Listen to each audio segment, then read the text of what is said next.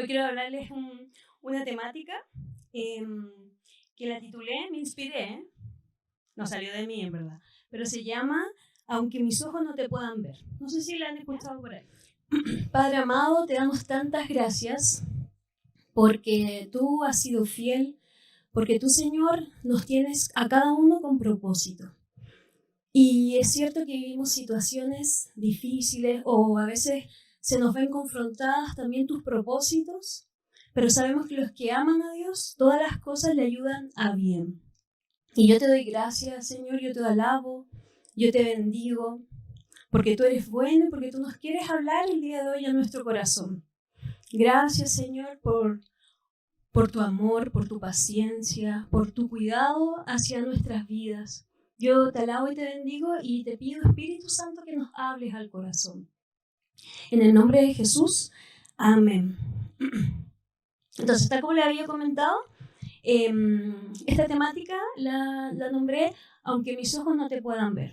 ¿Por qué? Porque uno ya ha pasado el tiempo en el Señor, en los caminos y también en el principio, uno se va dando cuenta que la fe no es por vista, la fe no es por emociones. Uno a veces no tiene ganas de hacer ciertas cosas, pero en verdad las hace porque uno ha comprendido que ama al Señor, ha comprendido que tiene convicciones, ha entendido que Dios está, que Dios murió, que Dios resucitó y uno debe perseverar. ¿Sí? Entonces, aunque mis ojos no vean al Señor, yo igual creo, ¿sí? Yo igual lo amo, yo igual, aunque no pueden venir miles de cuestionamientos, uno igual persevera. Entonces, uno a veces se puede preguntar, por ejemplo, hay 10 preguntas que quiero hacerles, pero simplemente para que las piensen. ¿Has sentido que tus esfuerzos no valen la pena? ¿Te has preguntado si podrás superar los obstáculos que enfrentas? ¿Has sentido que estás solo en tus dificultades? ¿Has dudado de tus propias capacidades y fortalezas? ¿Te has cuestionado si alguna vez encontrarás la solución a tus problemas? ¿Sigue? ¿Has sentido que no hay salida a la situación en la que encuentras? ¿Has deseado escapar de tus responsabilidades y preocupaciones? ¿Te has preguntado si alguna vez lograrás tus metas y sueños? ¿Has sentido que Dios te ha abandonado en momentos difíciles? ¿Has cuestionado si tu vida tiene un propósito significativo? Yo creo que más de alguna. No es para que diga, ay, en todas, ninguna. No. Cada uno sabe si se ha cuestionado eso, sobre todo en los últimos 3 meses. O en las últimas 3 semanas, 6 semanas. Entonces, hay algo que es importante entender, que no es cliché. Es que Dios siempre está conmigo, está contigo, está con nosotros. Siempre. Independiente del desánimo, independiente de las frustraciones que podamos vivir, independiente del cansancio. Dios siempre va a estar con nosotros. Entonces, yo los quiero invitar a Lucas 24. Lucas 24, del 36 en adelante, voy a leer yo y ustedes siguen la lectura. Ya.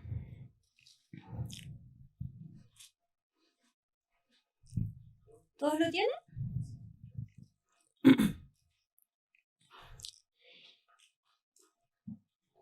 Jesús se aparece a los discípulos. Mientras ellos aún hablaban de estas cosas, Jesús se puso en medio de ellos y les dijo, paz a vosotros.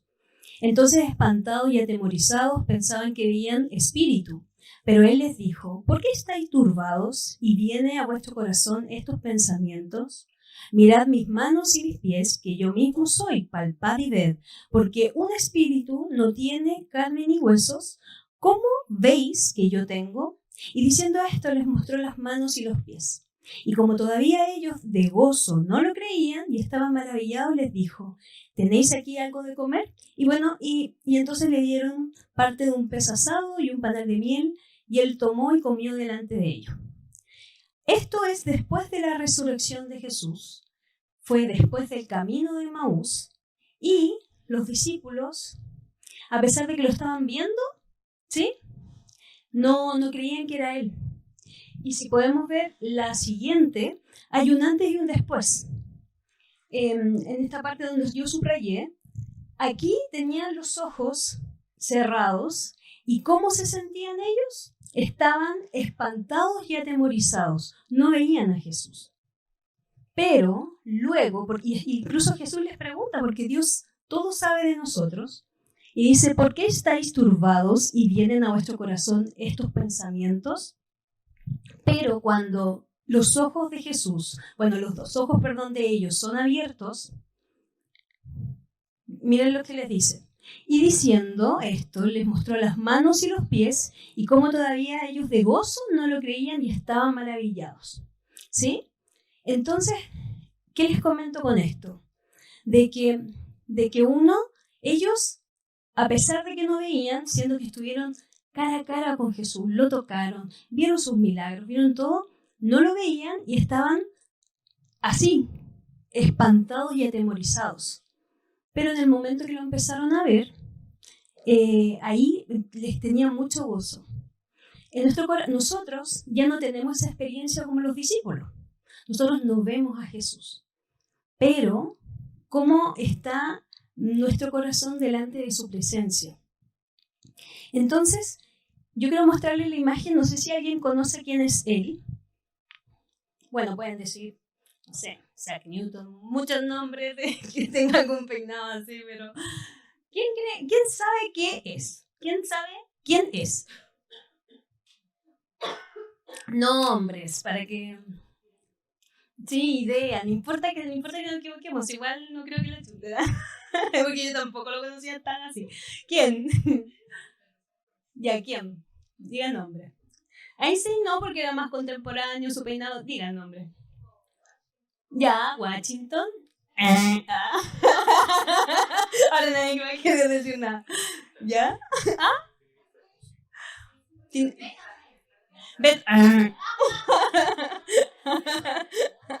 Mozart, no. Newton, Sir Isaac Newton, no. ¿Juan? John Wesley. ¿Quién es? ¿Su tatarabuelo? No. ¿Tu papá? No, tampoco. ¿Alguien más? ¿Alguien de Zoom que haya dicho este es? ¿Yo sé? ¿El no me acuerdo cómo se llama? No, tampoco es. Tiene cara... Es un filósofo alemán. Hizo un libro que yo me acuerdo cuando lo tuve que ir a la universidad, sufrí. Y lo leí en el distrito. Me acuerdo que estaba en el distrito y decía, pero ¿cómo tanto? Y como que yo me sentía más protegida leyéndolo ahí, porque bueno, era nuevita. Entonces, pero escribió un libro, pero sí, estábamos protegidas. Crítica de la razón pura. Cabezón el libro y muy depresivo. No sé, pero Nietzsche no. Immanuel Kant. Kant. Obvio. Lo tenían en la punta de la lengua. Ay. Ya. Él se hacía 3 preguntas, ¿ya? Y el último, claro, tú lo supusiste, ¿cierto? Nunca lo dudé de ti, Paco. Se hizo 3 preguntas. Y la última fue, ¿qué debo esperar? ¿Y a qué se quería decir con eso? No voy a entrar mucho en filosofía. Me gusta la filosofía, lo acepto. Pero he tratado ya no leer tantos libros y cosas así. Porque la inmortalidad del cangrejo a veces no es tan bueno pensarla. Entonces, habla de cómo se transita en la existencia de forma más placentera y menos dolorosa. Entonces, su teoría era que la gente creía en algo porque tenía miedo a no irse a un lugar, entonces pensaba que iba a creer en algo y con eso se portaba bien y su moral estaba, y así moralmente era correcto. O sea, ese es. O sea, uno a veces ve a los filósofos. Yo me acuerdo que yo me tocó un tiempo estudiar al lado de la Facultad de Filosofía por un programa bachillerato que hice, y yo iba al kiosco, porque había un kiosco, suena raro así el kiosco, pero ahí es donde uno compraba almuerzo en la universidad o algo. Entonces, me acuerdo que veía niños a jóvenes con la Biblia y decía, wow, están hablando del Señor. No, la analizaban y la destrozaban eso. Eso es lo que hacían. Incluso yo una vez me paré al lado de él y estaban comparando a Ra, que es un dios egipcio, con Dios, no, unos análisis, pero tú dices que no puedo creer. ¿Por qué? Porque ellos no pueden entender la Biblia como nosotros lo podemos entender, que es la palabra de Dios, porque el Espíritu Santo nos revela la palabra de Dios. ¿Ya? Entonces, Immanuel Kant pensaba esto, pero claramente nosotros tenemos, y vamos a la siguiente, tenemos muchas razones, pero yo les voy a comentar 4 que son importantes sobre la importancia de la muerte y de la resurrección de Jesús en nuestras vidas. Por ejemplo, la primera es redención y salvación, porque a través de su muerte, y justo en la semana pasada en el MIC nos tocó hablar de redención, y es como el típico el cuento, no sé si se lo saben, del barquito, que había un niño que hizo un barco, y ese barco lo hizo y le quedó tan lindo que le gustó mucho. Y lo llevó al río, lago, hay muchas historias modificadas, y se le fue el barco. Y él dijo, no, pero si me quedó tan lindo, lo perdí. Y después de un tiempo, hay otros que dicen que ya era profesional y todo, encontró el barco en un lugar de antigüedades. Y estaba así como primera plana, estaba ahí el barco, y en la vitrina. Y él le dijo al vendedor, ese es mi barco, yo lo hice, démelo, yo lo quiero comprar. Y me dijo, no, porque yo también lo compré. Entonces le dijeron que era un valor muy alto, él lo juntó y lo pagó. Entonces, ¿qué significaba eso? Él, cuando le pasaron el barco, dijo, este es doblemente mío, porque yo lo hice y yo lo compré. Y eso era como una forma para explicarle a los niños de la redención de Dios, de que Dios nos hizo y además nos compró. Así como un ejemplo, ¿ya? Entonces le explicábamos así a los niños el sábado. Y ahora ustedes lo tienen que explicar igual. Lo engañé. Igual quería. No, ya. Bueno, ya. No me quiero ir por las ramas. Entonces, redención y salvación. Además, también victoria sobre el pecado y la muerte. La resurrección de Jesús es una poderosa demostración de su triunfo sobre el pecado y la muerte. Y su victoria nos ofrece esperanza y nos libera del poder del pecado, otorgándonos la promesa de la vida eterna en comunión con Dios. Hay victoria sobre el pecado y también sobre enfermedades. Y uno ve el cambio. Nadie puede decir que yo estoy actuando porque no temo un final del infierno, ¿no? Es porque también Dios me cambió, Dios me salvó, Dios me restauró.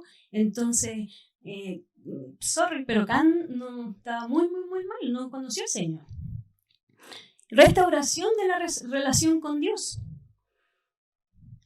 ¿Sí? Y cómo esta relación que estaba rota, que humanamente era imposible volver a unirla. Yo siempre la explico a los más, cuando evangelizo, a los más pequeños, les explico que es como el cordón umbilical, que humanamente imposible unir el cordón umbilical de la conexión mamá-hijo, pero solo Jesús lo unió, y es así como se restaura esa relación con Dios, y además también una transformación personal. Es imposible decir que uno vuelve a ser la misma. Yo no sé a ustedes, pero yo no puedo decir que soy la misma de antes. ¿Por qué? Porque Dios te transforma, Dios te restaura y Dios transforma tu vida. ¿Ya? Entonces, hay algún cambio en nuestra vida, en nuestro ser, cuando recibimos a Jesús como Señor y Salvador. Vamos a la siguiente. Y cuando uno conoce al Señor, siempre, y uno le entrega su vida, Dios cumple sus propósitos en nuestras vidas. Y están estos enemigos, que es lo que yo les comentaba en el principio. Que hay cosas que tal vez uno nunca se lo esperaba. O sea, lo que yo les comenté era una psicóloga que conozco hace muchos años, y yo tengo redes con algunos colegios, entonces ella se cambió de colegio y me derivó ese caso. Y nunca esperé que iba a pasar todo eso. O sea, toda una revolución en mi vida espiritual, emocional y de todo el equipo. Entonces, siempre, y en una versión tan pequeña, que Dios lo bendiga. En verdad que me acuerdo y oro por él. Entonces, en Nehemías 4, para que no se nos haga más tarde, los quiero invitar a Nehemías 4. Nehemías, ¿quién fue Nehemías? Él era copero del rey, pero él tuvo un llamado. Independiente de que era copero, Dios lo llamó a restaurar los muros. Ese fue su llamado. Tuvo un papel crucial en la reconstrucción de los muros de Jerusalén y en la restauración de la comunidad de todo el pueblo de Israel, ¿ya? Después del exilio babilónico. Entonces él sabía que tenía ese llamado, ayunó, el rey, siendo que no era judío, le dio permiso, cayó en gracia para otras personas, le dieron los materiales, o sea, fue algo precioso, ¿ya? Entonces, si vemos Nehemías 4, ellos ya estaban levantando esta obra, Nehemías ya sabía que esta era una obra que venía del corazón de Dios, pero se levantaron dos enemigos, Sanbalat y Tobías. Y ellos empezaron a ridiculizar la obra de Dios. Y eso es lo que me decía esta persona que me dijo, hey, siempre tenemos Sanbalat en nuestra vida. Siempre hay. Entonces, si leemos Nehemías 4, dice, precauciones contra los enemigos. Cuando yo, Sanbalat, que nosotros edificábamos el muro, se enojó y se enfureció en gran manera y hizo escándalo de los judíos. Y habló delante de sus hermanos y del ejército de Samaria y dijo, ¿qué hacen estos débiles judíos? ¿Se les permitirá volver a ofrecer sus sacrificios? ¿Acabarán en un día? ¿Resucitarán de los montones del polvo las piedras que fueron quemadas? Y estaba junto a él Tobías, amonita, el cual dijo, lo que ellos edificaron del muro de piedra, si subiera una zorra, lo derribará. ¿Se dan cuenta de las palabras de ánimo que les dio? O sea, claramente no son palabras de ánimo. Son palabras como, ay, pero ¿cómo lo vas a hacer? Es que como, y muchos cuestionamientos. Y a veces uno, estando en los propósitos de Dios, puede también tener personas alrededor que hablen así y que te desanimen. Claro, me encanta cuando comentan. Sí, así es, ¿ya? Entonces, Nehemías, aquí vemos que había un intento de desanimar a los trabajadores. Y si vemos también en el versículo 4, del 4 al 5, oye, oh Dios nuestro, que somos objeto de su menosprecio, y vuelve el baldón de ellos sobre su cabeza y entrégalos por despojo en la tierra de su cautiverio. No cubra su iniquidad ni su pecado sea borrado delante de ti, porque se airaron contra los que edificaban. Entonces, en esta parte vemos que Nehemías hace frente al ataque desalentador con oración. Eso es lo que hay que hacer. Si en estos momentos hay enemigos, o sea, personas que te desaniman o situaciones que te desaniman, yo no puedo decir, ay, no, es que estoy desanimada, entonces como una tortuguita. Ya, que a mí me pasa eso, yo también pienso, ay, no me gustaría ser tortuguita en estos momentos. Como esconderse, que tengo tortuga, mi mamá tiene tortuga, entonces como que es lo más gráfico. Entonces, pero uno no va a solucionar nada escondiéndose, evadiendo. Tiene que enfrentarlo y con el mejor, que es nuestro defensor, que es el Señor, con oración. Y además, ¿qué es lo que pasó luego que oró? El resultado después del ataque y la defensa de Nehemías en oración siguió continuando con la obra con más y más fuerza. Veamos el 6, dice, edificamos pues el muro y toda la muralla fue terminada hasta la mitad de su altura, porque el pueblo tuvo ánimo para trabajar. Independiente de las palabras, fue el Señor que los animó y dijimos, ya, vamos adelante y trabajemos por esto. Entonces, ¿qué pasó? Obviamente que Sanbalat y Tobías no dijeron, no nos resultó, nos vamos. Planearon dirigir un ataque violento contra la obra.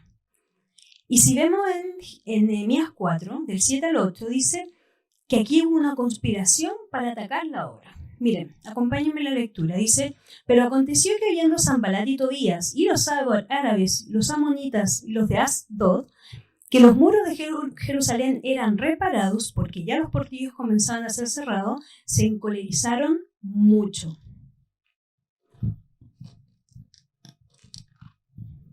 Y conspiraron todos a una para venir a atacar a Jerusalén y hacerle daño. Pero ¿qué es lo que pasa? Que si lo seguimos viendo, en el versículo 9, vemos que, siguiente, en el versículo 9 vemos que el ataque fue defendido con oración y vigilancia. Y este último versículo les voy a leer para que sigamos viendo como los detalles y el punteo, pero en honor al tiempo, para ustedes lo pueden leer después en sus casas con más detalle. ¿Ya? Dice, entonces oramos a nuestro Dios y por causa de ellos pusimos guarda contra ellos de día y de noche. Entonces, habían desafíos desde adentro y desde afuera. En el versículo 10 vemos cómo el desafío desde adentro había desaliento entre el pueblo de Dios porque la hora parecía demasiado grande. No sé qué les ha pasado, si a ustedes les ha pasado, pero es como, esto es demasiado grande. Yo así me sentí hace 3 semanas, no, que yo no puedo seguir con esto, esto es muy grande para mí, no puedo. Yo en verdad era como que, no puedo. El enemigo planeó un ataque sorpresa en el versículo 11. La siguiente diapo, por favor. Y en el 12 vemos cómo Dios permite a los judíos ser advertidos del ataque. Y luego, ¿qué pasa? Que los enemigos retrocedieron y ¿saben cómo terminaron trabajando? Leamos el 16 y el 18, del 16 al 18. Desde aquel día la mitad de mis siervos trabajaban en la obra y la otra mitad tenía lanzas, escudos, arcos y corazas. Y detrás de ellos los jefes de toda la casa de Judá, los que edificaban en el muro, los que acarreaban y los que cargaban, con una mano trabajaban en la obra y la otra tenían la espada. Porque los que edificaban, cada uno tenía su espada ceñida a sus lomos y así edificaban y el que tocaba la trompeta estaba junto a mí. Entonces ellos entendieron que había una realidad, que habían enemigos que se iban a enfrentar, pero estaban puestos los ojos en su meta. En este caso debemos tener los ojos en Jesús, el autor y consumador de la fe. Entendiendo de que uno, si lo hace en sus fuerzas, no puede, es como estar con la pala, pero tenemos que estar con la espada y con la palabra, con la espada que es la palabra de Dios. Entonces, 2 Corintios 1:20 dice, porque todas las promesas de Dios son en el sí y en el amén, por medio de nosotros para la gloria de Dios. Entonces, cuando nosotros no vemos manifestado las promesas de Dios, a veces nos podemos desanimar. ¿Sí? Yo no sé si alguno de acá puede decir, sí, a mí ya se me cumplieron todas las promesas que Dios me ha dado y todos los anhelos de mi corazón y ya estoy lista. Señor, puedes venir. ¿Alguien puede decir eso? Yo no. ¿Sí? A veces no, yo no. Soy sincera, yo digo, Señor, me falta esto, yo te pido por esto, te lo por esto. Entonces, por eso yo puse como temática, y nos vamos a la última, que dice, aunque mis ojos no te puedan ver. ¿Qué les quería compartir el día de hoy? Que traté de hacerlo lo más conciso, preciso, de que independiente de que no veamos al Señor, independiente de que en el día a día, nuestro caminar, nuestro trabajo, es tanto lo que tenemos que hacer, aunque mis ojos no puedan ver a Dios caminando de lado, ayudando al lado mío, ayudándome en mis cosas diariamente, ayudándome en todo, en las cosas familiares, ¿sí? Nelly contaba con respecto a su papá. Yo creo que muchos estamos viendo a nuestros papás, mamás, que pasan a una edad y que uno se preocupa. Entonces, hay varias cosas que uno le ora al Señor, hay cosas que uno le angustia que tal vez no lo cuenta con todo, porque estamos acostumbrados a decir, ¿cómo estás? Bien, por siempre. Pero Dios sabe cómo estamos. Entonces, aunque mis ojos no te puedan ver, Jesús, yo sé que tú estás conmigo, que me acompañas, que me llevas de tu mano, que me ayudas, que me guías, que me enseñas a tomar las mejores decisiones, que me ayudas a cumplir tu propósito. Y aunque no lo podamos ver, creámoslo. ¿Sí? ¿Les parece que oremos? Oremos. Padre amado, te damos gracias, Señor, por tu presencia, porque aunque no te podamos ver, tú estás acá. Aunque nuestros ojos físicamente no te vean nuestra vista espiritual, nuestro espíritu, mejor dicho, puede hablar contigo, con gemidos indecibles. Podemos acercarnos a ti y decirte, Abba Padre.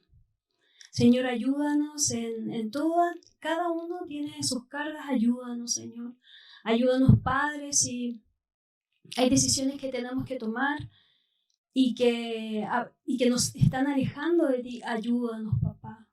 Tú todo lo ves, no hay nada que tú te podamos esconder. Señor, tú sabes que a veces te fallamos, que a veces nos angustiamos porque tú no has respondido aún nuestras oraciones, nuestros anhelos, pero confiamos y descansamos en que, aunque no te podamos ver nuestros ojos físicos, tú estás acá. Tú nos fortaleces, tú nos alientas, tú nos levantas, tú nos consuelas. Gracias, Señor, gracias, Padre, por este hermoso ministerio. Ayúdanos, que lo multiplícalo, Padre. Si hay desánimo, ayúdanos, Padre. Anímanos, únenos. Gracias, Señor, por este tiempo. Bendícelo y ayúdanos a llegar con bien a nuestra casa. Guarda Chile, guarda el mundo. Gracias, Padre, por tu misericordia y bondad. En el nombre de Jesús, amén.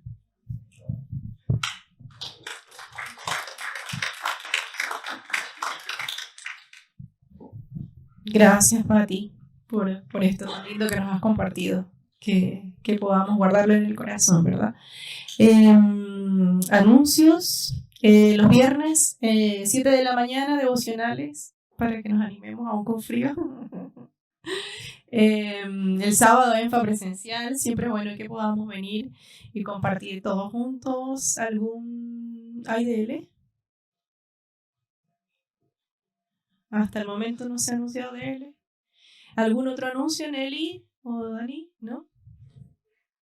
¿Ah? ¿Ah? No sabe. Bueno, les dejamos invitados a cumpleaños este mes, ¿no? Parece que en junio nadie cumpleaños. No. Así que si se nos pasa algo, bueno, no creo. Estamos aquí. Les dejamos invitados para el ENFA del sábado, que podamos venir presencial. Y bueno, gracias por venir, que Dios los bendiga, que el Señor los guarde y nos lleve de regreso a casa con bien. Gracias. Chao. Que estén bien. Dios los bendiga. Gracias. Chao, chao.